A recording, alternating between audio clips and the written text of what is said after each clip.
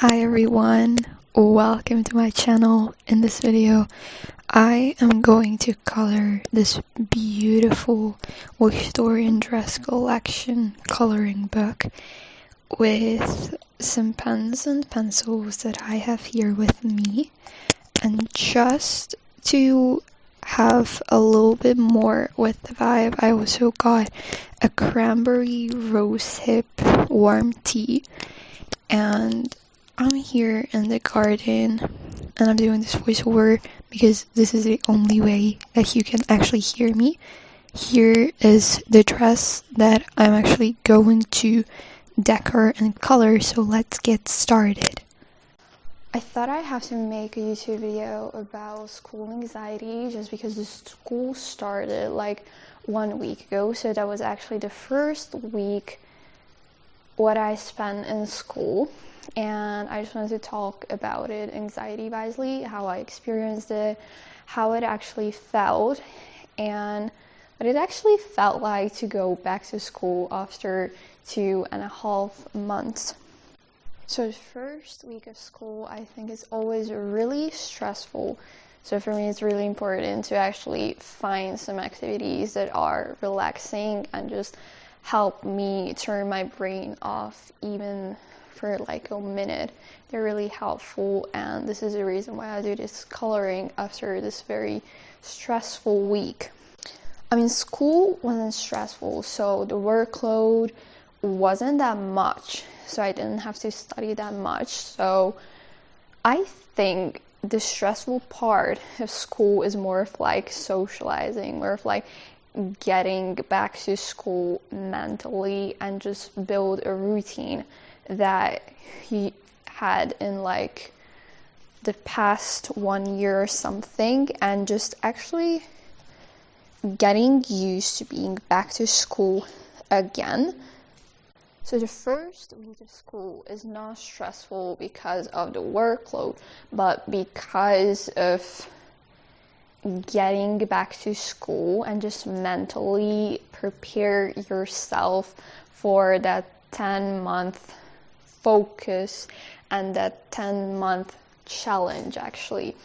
And the first week of school wasn't that bad, I guess, but since I have anxiety, for me it's really hard to go back to school and get used to anything. So I always need like a few days to go back to somewhere and just get comfortable there. So I remember on the first day of school, I was so uncomfortable and I felt so bad. Everything was too loud. Everything was too much. Like, you're there and you have to be focused for 45 minutes and then break and just get used to this kind of system and just go back to these routines again. I think this is what was really hard for me, and just make notes, focus on what the teacher says to you, and all these kind of things. And when I'm not comfortable, I don't know how you are with it, when I'm not comfortable, I don't really like eating because I feel so queasy and I feel that I'm about to throw up. I think the worst part of anxiety is thinking that I don't know if that makes sense, if something will always happen to you. And then someone's coming at me and they're like, hey, what's wrong? Actually, nothing's wrong. And that's the problem. That's the problem, that nothing is wrong. And my nervous system is still freaking out because it is getting prepared to a disaster. So before even stepping into school, I remember I was walking down the street straight to the school and I felt that my whole body was shaking. Nothing happened yet. No one told me anything. No one even said a word to me. I was just walking in high heels to school. And actually, I just prepared myself to the worst. I was 10 steps ahead. And I thought that all those 10 steps will be disastrous. And they were not actually. And if I mention this 10 steps ahead, I will also like to talk about that when school starts, I always feel the urge to be at least 5 steps ahead every single time when it comes to planning my week, planning my workouts, studying, and just be ahead always. And it's really hard when you're trying to be in the present, trying to actually experience how it feels to be in school again with friends, with everything, but you are not there. Physically you're there, but your mind is somewhere else. Your mind is trying to think always forward, but never stays in the present. And it's really hard for me. So I used to be such a crazy psychotic planner when it came to planning my week, planning workouts. I am a born organizer. Like, I love organizing things, but what I did for like the past decade of my life, I guess, that was psychotic. I planned everything. And planning wasn't that bad for my anxiety, because anxiety's enemy is awareness. So if you are conscious about what you're gonna do in a week, what you wanna do for the next 3 hours, is not a bad thing. If you are conscious about your actions and what you would like to do in the future, it can actually kill or reduce anxiety. So it's not a bad thing, but not how I did that. So I was crazy. I planned everything and I was really specific. And I say it's not a bad thing. Like, planning and being specific, it can actually reduce anxiety, but it also gives me anxiety in another way, that I have to do it according to how I planned. So there is no need to change. It has to be the way how I planned it, even though things change. Because I plan my day usually on the weekend, like on Saturday or Sunday, what feels better in the moment. But obviously, as the days go by, things change. My mood, my energy, and everything around me and in me change. So it's actually really hard to reconcile your energy and everything you want to do in like 1 week, and you have to do it on Saturday. So you have to predict your energy, your mood, your productivity, and everything 1 week before. And I did it for like 2 or 3 years, I don't know, and it was so bad. So planning is really important, but not in like this psychotic, crazy way how I did that. And I brought up this topic because I wanted to talk about the inner critic, your biggest bully in your head. And it's actually really hard to ignore it. Some people just say ignore it and just don't pay attention to it, but it's really hard when that inner voice in your head is so damn loud. But I want to remind you that even though something is loud, it doesn't mean that it's always right. Let's say there's a fire alarm in your school and it rings so damn loud. You might think that there's a fire. You might start panicking and you think that it's true, and you always assume that, oh my God, there's a fire. But maybe there isn't any fire and it's just nonsense. It is just loud, but it's not right. I don't know if it was a great metaphor or not. I really hope you get what I'm trying to say. But when something is loud, it doesn't mean that it's right, okay? So maybe that thing in your head says that everyone is so much forward than you are. Everyone has figured out everything in their life. And actually, this inner critic, what is being played in your head, is actually not a critic. It is just a comparison, a negative comparison that everyone is like this, you're not like them. And it doesn't say it in a very positive way. It's like they're like this, you're not even close to them.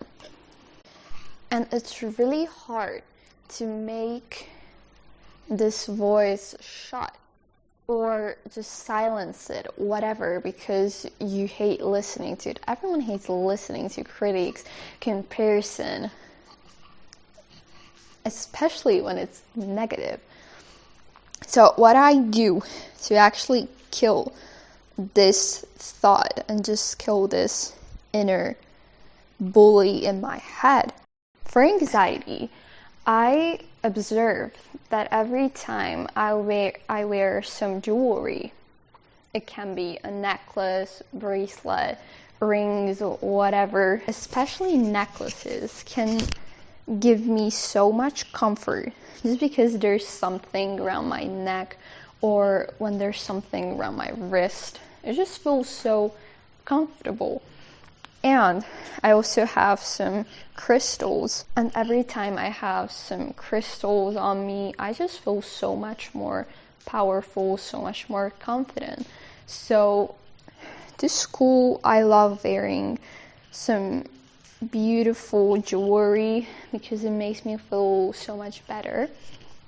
I'm not talking about associating confidence with jewelry, but these accessories can bring you more comfort and they can make you feel more confident. I'm not talking about replacing real confidence with these accessories and just associating your positive things with these jewelries, because it's not a great idea.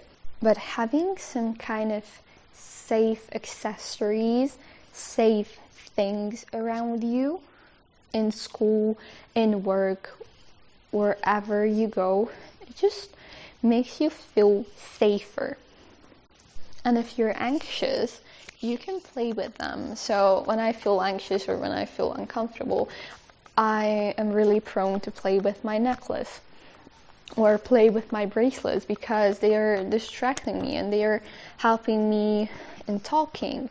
They're helping me in focusing. So if this is something that will make you feel better, feel free to use it.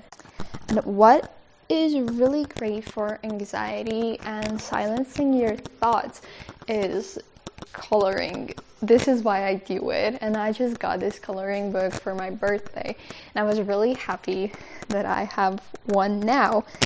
And I always wanted to have a coloring book because they're really great to express myself and just silence my thoughts and distract me from the world. I just go to the nature, go to the garden, and as you can see, I just color.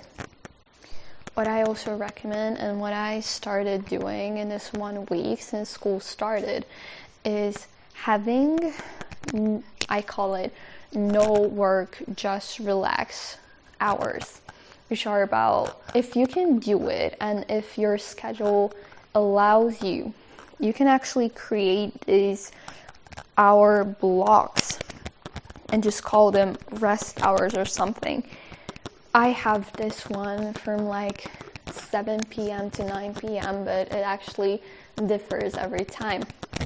Having these hours that you actually dedicate to rest is really crucial, because I used to plan my assignments and I used to plan workouts, studying and all that stuff, but I never planned rest. This is why I never had time to rest, because I thought rest is something what is earned and you cannot rest if you're behind. But it's definitely not true. Rest is not earned. Rest is something that you always deserve, even if you haven't done anything, but you feel like resting. Feel free to do so. Feel free to rest. So plan your resting hours and plan your relaxing hours. And it's really important that during that 1 or 2 hours, don't even dare to strive for perfection. Don't plan that. This is the part that you never have to plan. This is the best part of it. You can do anything and you don't have to feel guilty about not doing anything, or that you have no idea what you're gonna do for that 2 hours. Just do whatever you want to, whatever you crave in that moment. If you feel like taking a warm bath for 1 hour, do that. If you feel like journaling, reading, or coloring, you feel like dumb scrolling, do whatever your heart wants. This is a brainless thing. It has to be such a brainless thing. So it's not about being productive. This relaxing part is not about being productive, but being calm. And no matter what you're gonna do, the goal is to feel better. So don't stress about it. So this is actually the part that you cannot plan. This is when you have to recharge, and you cannot plan how you will recharge. You cannot say on Tuesday that on Wednesday I'm gonna recharge with journaling, because you have no idea what will actually relax you, what will actually distract you from reality on Wednesday. Because maybe it will not be journaling, maybe it will be taking a warm bath, or just walking in nature, watching series, whatever. So don't feel guilty about this part of your planning. Don't feel guilty about doing what you want to do, because this is the part of the day that you don't have to plan. This is the part where you don't even have to think about stress. Only think about stress if your goal is to reduce it. Otherwise, our goal is to be happier after these 2 hours. And it can be anytime. If you feel like doing it in the morning, do it in the morning. I do it in the afternoon, evening part of my day. But whatever feels comfortable to you. So that was today's video. I really hope you enjoyed it. And I really hope that your school year will be awesome. And I also hope that if you have school anxiety, you will find your way to reduce it or to manage it. And for this video, I want to give you one little question. And the question is, what would you do in that moment for your anxious self to calm her or him down?